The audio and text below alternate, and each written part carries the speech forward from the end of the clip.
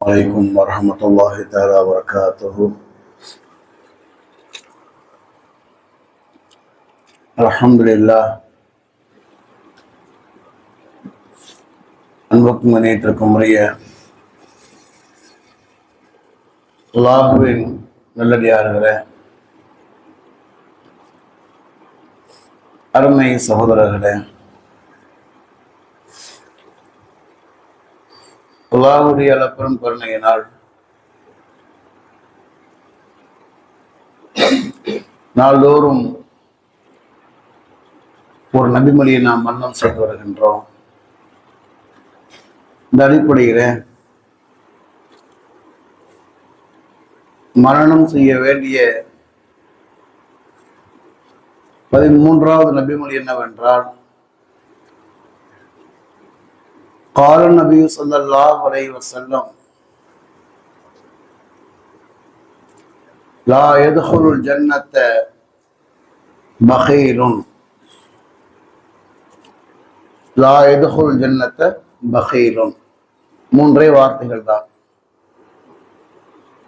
கஞ்சன் சொர்க்கம் நுழைய மாட்டான், கஞ்சன் சொர்க்கம் நுழைய மாட்டான் என்பது நபிமொழியாக இருக்கின்றது. அதன் பொருள் என்னவென்றால்,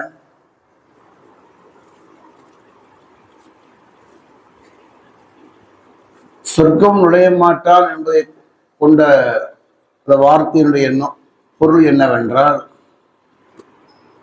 எப்போதுமே நிரந்தரமாக சொர்க்கத்துக்குள் நுழைய மாட்டானா என்று சொன்னால் அப்படி அல்ல. துஹூலன் அவ்வலியன், ஆரம்பத்திலே முதலாக சொர்க்கம் செல்கின்ற பாக்கியத்தை அவன் இழந்தவன். ஏனெனில் அல்லாஹ் அவனுக்கு கொடுத்த செல்வத்தை அவனுக்கு மட்டும் கொடுக்கவில்லை, எல்லோருக்கும் அல்லாஹ் கொடுத்தான்.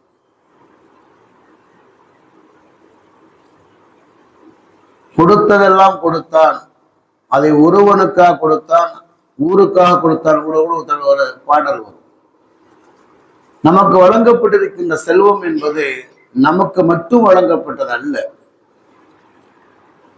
நம்மை சார்ந்த மக்களுக்கும் சேர்த்துத்தான் நமக்கு வழங்கப்பட்டிருக்கிறது. நம்மின் மூலமாக பிற மக்களுக்கு கொடுக்க வேண்டும் என்பதற்காகத்தான் அல்லாஹ் தஆலா அந்த செல்வத்தையே கொடுத்தான். இதை அடிப்படையிலே விளங்க வேண்டும். எனவேதான் அல்லாஹ் தன் திருமறை சொல்வான், வஹ்சின் கமா அஹ்ஸனல்லாஹு இலைக். அல்லாஹ் உனக்கு எப்படி உபகாரம் செய்திருக்கின்றானோ அதுபோன்று நீ பிறருக்கு உபகாரம் செய் என்று அல்லாஹ் கூறுகின்றான். ஆக அல்லாஹ் நமக்கு எந்த செல்வத்தை வழங்கி இருக்கின்றானோ அந்த செல்வத்தை நம்முடைய உறவுகள், அண்டை வீட்டார்கள், ஏழை எளியவர்கள், அனாதைகள், சிறையிலே வாடக்கூடியவர்கள், சிறையிலே வாடக்கூடியவங்கன்னா என்ன செய்யறது, இந்த மார்க்கத்துக்காக போராடி என்ன செய்யறாங்க வாடக்கூடியவர்கள், அல்லது அபாண்டமான பழி சுமத்தப்பட்டு சிறைக்குள்ளே அடைக்கப்பட்டவர்கள், இவர்களை போன்றவருக்கு வழங்க வேண்டும் என்பதை மார்க்கம் கூறுகிறது.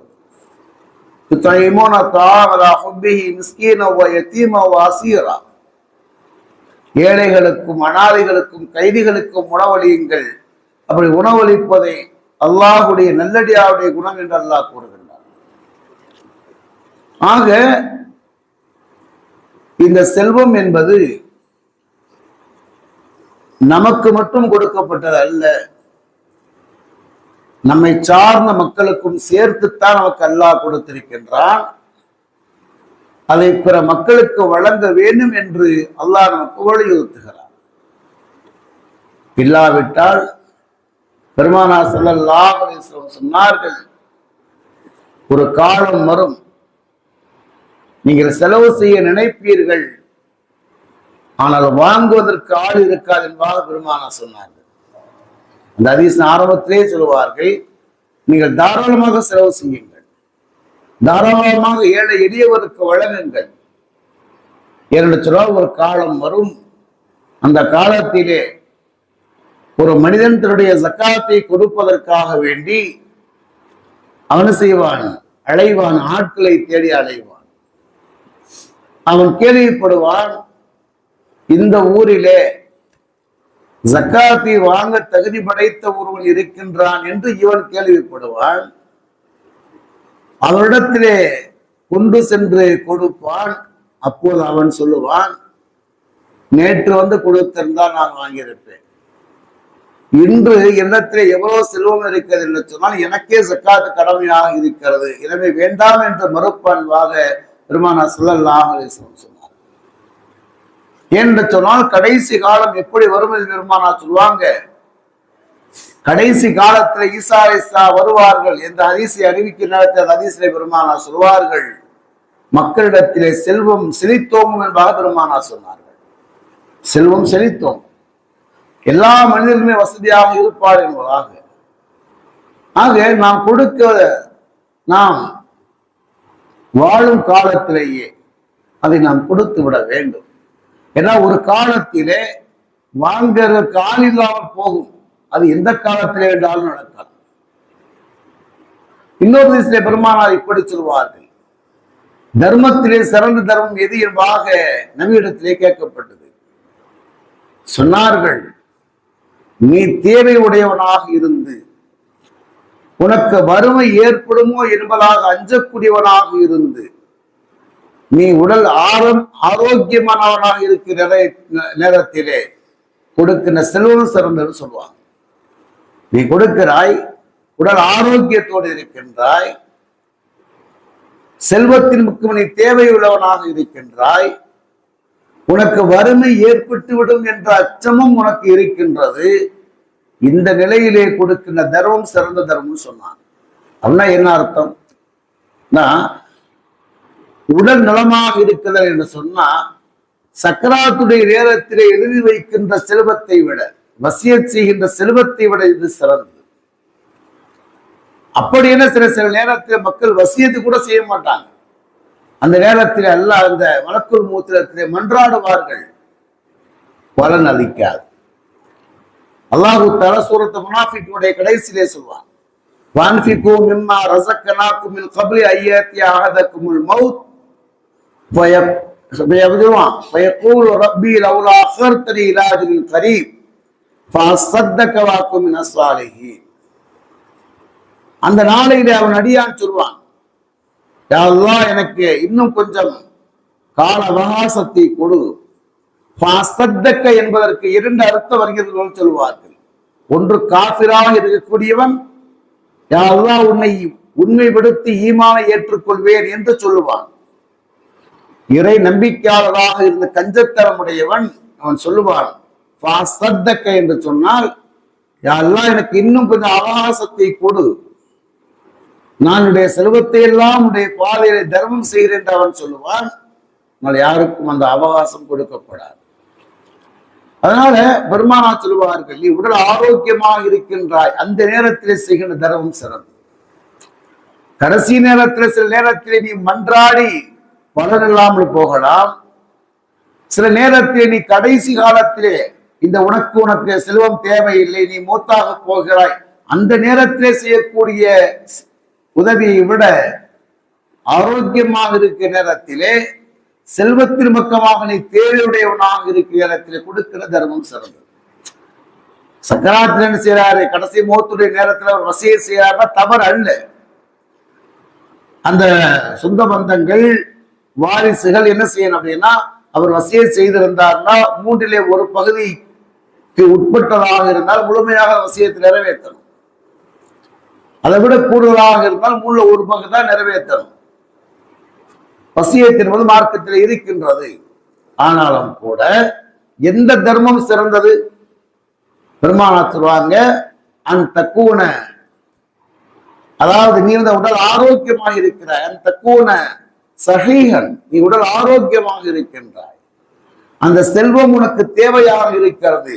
வாழும் காலத்திலேயே நமக்கு தேவை இருக்கிறது. நம் வாழும் காலத்திலேயே நம்முடைய அடிப்படை தேவையை நிறைவு செய்து கொள்வதற்கு தேவையாக இருக்கின்றது. ஒருவேளை நீ தாராளமாக செலவு செய்து விட்டால் உனக்கு வறுமை வந்துவிடும் என்ற அச்சமும் கூட உனக்கு இருக்கின்றது. இப்படியெல்லாம் இருந்தாலும் கூட அல்லாஹ் எனக்கு கொடுத்திருக்கின்றான், நான் கொடுக்கின்றேன் என்பதாக அவன் நினைத்து கொடுப்பது சிறப்பிற்குரியது. என்று சொன்னால் நீ கொடுக்கிற நேரத்திலே அல்லாஹு தஆலா உனக்கு வழங்குகின்றான். நீ உனக்கு வறுமை வந்து விடுவதாக நீ நினைக்காத, நீ கொடு, அல்லாஹ் உனக்கு கொடுப்பான். செல்வத்தின் பக்கமாக தேவை இருக்கிறது, கொடு, அல்லாஹ் உனக்கு தருவான். வரலாற்றிலே கூட ஒரு செய்தி வருகின்றது. ஒரு மாற்று மதத்துடைய நண்பர் என்ன செய்கிறார், ஒரு பயானிலே பேசுகின்றார். பெருமானாருடைய வாழ்க்கையிலுக்கு பிடித்த ஒரு நிகழ்வு என்று அவர் பேசுகின்றார். அதிலே அவர் கூறுகின்றார், பெருமானார் ஸல்லல்லாஹு அலைஹி வஸல்லம் கடைசி காலம், உடல்நலம் குன்றி இருக்கிறார்கள். இன்னும் சில நாட்களே அவர்கள் மரணமடைந்து விடுவார்கள் என்பதற்கான அறிகுறிகள் தென்படுகின்றது. ஒரு நாள் பெருமானார் ஸல்லல்லாஹு அலைஹி வஸல்லம் என்ன செய்வாங்க அப்படின்னா, தன்னுடைய மனைவி ஆயிஷாட்ட கேட்பாங்க. பெருமானார் ஸல்லல்லாஹு அலைஹி வஸல்லம் வழமை என்னவென்றால், அன்றைய தினம் செலவு போக அன்றைய தினத்தினுடைய பணம் முழுவதையும் வழங்கி விடுவார்கள். அன்றைக்கு தேவைக்கு மனைவிகளுக்கு கொடுத்து விட்டு மீது என்ன இருக்கிறதோ அப்படி கொடுத்து விடுவார்கள். அது பெருமானாருடைய தினந்தோறும் ஒரு வழமை. நாளைக்கு வாக வைத்துக் கொள்ள மாட்டார்கள். அப்ப ஒரு நாள் தன் மனைவி ஆயிஷா கேட்டாங்க, ஆயிஷாவே, ஏதாவது பணம் நீ எடுத்து வைத்திருக்கிறாய் என்பதாக கேட்கிறாங்க. ஏதாவது பணம் எடுத்து வச்சிருக்கியா, சேமித்து வைத்திருக்கிறாய் என்பதா? அப்ப அவங்க சொன்னாங்க, ஆம், கொஞ்சம் சேமித்து வைத்திருக்கிறவா. எதற்கு என்பதாக கேட்டார்கள். இல்ல, நீ உடம்பு சரியில்லாம இருக்கீங்க, திடீரென ஏதாவது பணம் நமக்கு தேவைப்படலாம், அதுக்காக எடுத்து வச்சிருக்கேன், சேமித்து வைத்திருக்கிறேன், கொஞ்சம் கொஞ்சமாக சேமித்து வைத்திருக்கிறவாக. அது இரவு நேரம். அப்பவே சொல்றாங்க, பெருமானார் சொல்றாங்க, நீ அந்த பணத்தை தர்மம் செய்து விடுவா. அப்ப ஆயிஷாவை கேட்டாங்க, அல்லாஹ்வுடைய தூதரே, இந்த இரவு நேரத்துல யார் அந்த பொருளை பெற்றுக் கொள்வார், யாருக்கு கொடுக்க முடியும்வா? பெருமானார் சொன்னாங்க, நீ வெளியில போய் பாரு, யாராவது இருப்பார்கள், கொடுத்து விடுவா. என்ன செய்றாங்க, வெளியில போனா ஒருவர் உதவி கேட்டு வந்து நிற்கின்றார். உதவி கேட்டு வந்து நிற்கிறார், கொடுத்துட்டார். ஆயிஷா நாய் சொன்னாங்க, அல்லாஹ்வுடைய தூதரே, வெளியில கொடுக்கலான்னு போனேன், ஒருத்தர் வாசல நின்றாரு, கொடுத்துட்டேன். பெருமானார் சொன்னாங்க, ஆயிஷாவே, ஒரு விஷயத்தை நினைவிலே வைத்துக்கொள். இரவு நேரத்திலே என் உதவியை பெற்றுக்கொள்வதற்கு யார் இருக்கிறார் என்பதாக நீ நினைக்கிற நேரத்திலே அந்த உதவியை வாங்குவதற்காக வேண்டிய அல்லாஹ் ஒருவனை அனுப்புகிறார் என்றால், நமக்கு இரவு நேரத்திலே உதவி தேவையாக இருந்தாலும் கொடுப்பதற்கு அல்லாஹ் ஒருவரை அனுப்பி வைப்பார். அந்த மனநிலை வர வேண்டும். அதுக்காக உங்களுக்கு என்ன சொல்கிறேன், அவங்க கொஞ்சம் பணம் எடுத்து வைத்திருப்பதற்கு என்ன காரணம்? திடீர்னா உங்களுக்கு மருத்துவ உதவிகள் தேவைப்படலாம், அதனால என்ன கொஞ்சம் எடுத்து வைக்கிறாங்க. ரசூலுல்லாஹ் சொல்றாங்க, இந்த நேரத்துல என்ன செய்யற, நீ போய் கொடுத்தால் யாரு வாங்குவார்கள் என்பதாக நீ யோசிக்கிறாய். வாங்குவதற்கு அனுப்பிய அல்லாஹ் கொடுப்பதற்கு அனுப்ப மாட்டானா? அனுப்புவான்பாக சொன்னார். அதைத்தான் பெருமானார் சொன்னார். எந்த தர்மம் சிறந்து தெரியுமா? உனக்கு நீ உடல் ஆரோக்கியமாக இருக்கின்றாய், செல்வம் உனக்கு தேவையாக இருக்கின்றது, உனக்கு சில நேரத்திலே வறுமை வந்து விடுமோ என்ற ஒரு உள்ளுக்குள்ளே ஒரு எண்ணமும் இருக்கின்றது, கொடுப்பது சிறப்பிற்குரியது. அதைத்தான் நான் உங்களுக்கு சொன்னேன். இந்த பயானிலே கூட, ஞாயிற்றுக்கிழமை கூட நான் சொன்னேன், இரண்டு நிலைக்கு வர வேண்டும். ஒன்று, தனக்கு தனக்கு தன்னுடைய தேவை போக எது இருக்கின்றதோ அதை கொடுக்கணும். இல்லை என்றால் தனக்கு இருப்பதை கூட கொடுக்கலாம். இந்த இரண்டு மனநிலையில ஏதோ ஒரு மனநிலை இருக்கணும். நான் அறவே கஞ்சத்தனமாக யார் இருக்கிறார்களோ, யார் யாருக்கும் எந்த உதவியும் செய்யக்கூடாததாக கருதுகின்றார்களோ, அவர்கள் சொர்க்கம் செல்ல முடியாததாக பெருமானார் சொன்னார். இது மாதிரி ஹதீஸ்ல பெருமானார் நிறைய கூறுகிறார்கள். அல்லாஹ்வும் ரசூலும் எவ்வளவு பெரிய தயார சிந்தனை படைத்துள்ள ஹதீஸ்ல வருகிறது, குர்ஆன் ஷரீஃபிலே வருகிறது. அல்லாஹ் எவ்வளவு பெரிய தயார சிந்தனை உள்ளவன். இந்த உலகத்திலே வாழுகின்ற எல்லா உயிரினங்களுக்கும் தேவையான எல்லாம் இந்த உலகத்திலே படைத்து வைத்திருக்கிறார். யார் அல்லாஹ்வுக்கு பணம் கொடுத்தது? ஹலக்கலக்கும் மாஃபில் அல் ஜமியா, உங்களுக்கு எதுவெல்லாம் தேவையோ அல்லாஹ் இந்த உலகத்திலே வைத்திருக்கிறார். எல்லா மனுஷனாலும் இந்த உலகத்துல வாழ முடியும், எல்லா மனுஷனும் இந்த உலகத்துல வாழ முடியுது இல்லையா? அப்படின்னா அல்லாஹ் எவ்வளவு பெரிய தயார சிந்தனை உடைத்தவன். மனிதனுக்குத்தான் பணம் கொடுக்கிறானே தவிர எந்த மனிதனும் அல்லாஹ்வுக்கு இந்த பூமிக்கோ உணவுக்கோ எல்லாவுக்கும் யாரும் காசு கொடுக்கல. பெருமானார் ஸல்லல்லாஹு அலைஹி அவர்கள் எந்த அளவுக்கு தயார சிந்தனை படைத்தவன் சொன்னால் ஹதீஸிலே வருகிறது, சுழன்று அடிக்கின்ற சூறாவளி காற்றை விட பெருமானார் தயார சிந்தனை விடைத்தவர்கள். ஒவ்வொரு நாளும் திருடத்தில் என்ன வருகின்றதோ தன்னுடைய தேவைக்கு என்னுடைய தேவைக்கு மனைவி மக்களுக்கு கொடுத்து விட்டு மனைவிமாருக்கு கொடுத்து விட்டு அப்படியே தர்மம் செய்து விடுவார்கள். நாம் அந்த அளவுக்கு இல்லாவிட்டாலும் கூட வாழும் காலத்திலே நம்மால் முடிந்த அளவுக்கு என்ன செய்ய மக்களுக்கு உதவியாக இருக்க வேண்டும். எதை கொடுக்க வேண்டும்? நம்மிடத்துல எது இருக்கு அதை கொடுங்கள். பொருளாதாரம் இருக்கிறதா கொடுங்கள், கல்வி இருக்கிறதா கொடுங்கள், நல்ல அறிவுரைகள் கொடுக்க முடியுமா கொடுங்கள், நல்ல ஆலோசனைகள் கொடுக்க முடியுமா கொடுங்கள், ஒரு ஆறுதல் கொடுக்க முடியுமா கொடுங்கள். உடத்துல என்ன இருக்கிறத கொடுங்கள். இதுதான் கொடுக்கணும் என்பது அல்ல, எது உங்களிடத்தில் இருக்கிறதோ அதை கொடுங்கள். பிற மக்களுக்கு நம்மளால ஒரு நல்வழி காண்பிக்க முடியும் என்று சொல்ல கொடுங்கள். இன்னும் சொல்ல போனால் செய்தி சொல்றாங்க, ஹைதராபாத் கூட பேசினாங்க. நான் 2 நாளைக்கு முன்னாடி பார்த்தேன், ஒரு ஷார்ட் வீடியோல பேசுறாங்க. உன்னால் ஒருவருக்கு சிபாரிசு செய்து ஒரு காரியத்தை செய்து கொடுக்க முடியும்னா அதுவும் செய், அதுவும் தர்மம் தான் சொல்றாங்க. உட பொருளாதார உதவி இல்லை, நீ போய் ஒருவருக்கு சிபாரிசு செய்து ஒருவருக்கு வேலையை வாங்கி கொடுக்க முடியும், அல்லது ஒரு கடன் ஒரு தள்ளுபடி செய்ய முடியும். ஒரு பெண் மாப்பிள்ளை இருக்கிறார்கள், 2 பேருமே சாலிகானவர்களாக உனக்கு தெரிந்தால் அதைத்தான் சொல்ற வார்த்தைக்கு வந்துச்சுங்க.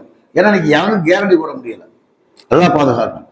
அப்ப உனக்கு தெரிகிறது என்ன செய்ய, 2 பேருமே நல்ல பிள்ளைங்க, நம்ம சொன்னா 2 பேரும் கேட்பாங்க, அப்பா என்ன செய்ய அப்படிங்கிற 2 பிள்ளைங்க காசுவீங்க நல்லா இருப்பாங்க என்பதாக சொல்லி நல்ல ஆலோசனைகள் சொல்வதன் மூலமாக அவரை இணைத்து வைப்பதன் மூலமாக செய்யுங்க. உங்களால என்ன செய்ய முடியும் அதை பிறகு அதைத்தான் அல்லாஹ் கூறுகிறான், சிறுக்கமாக சொல்லுவார்கள். அல்லாஹ் உனக்கு எந்த உபகாரத்தை செய்து வைக்கிறானோ அதை பிறகு உபகாரம் செய்து வைத்தான் அல்லாஹ் தஆலா கூறுகிறான். இதை கேட்டவரை கடைபிடிக்கிறார்கள். அல்ஹம்துலில்லாஹ் சுப்ஹானல்லாஹி சுப்ஹானல்லாஹ் அஷ்ஹது அல்லா இலாஹ இல்லா அன்த அஸ்தக்ஃபிருக வ அத்தூபு இலைக். ஆமீன். சுப்ஹான ரப்பில் இஸ்ஸத்தி அம்மா யசிஃபூன். ஸலாமுன் அல்ஹம்துலில்லாஹி ரப்பில் ஆலமீன். ஸல்லல்லாஹு அலைஹி வஸல்லம்.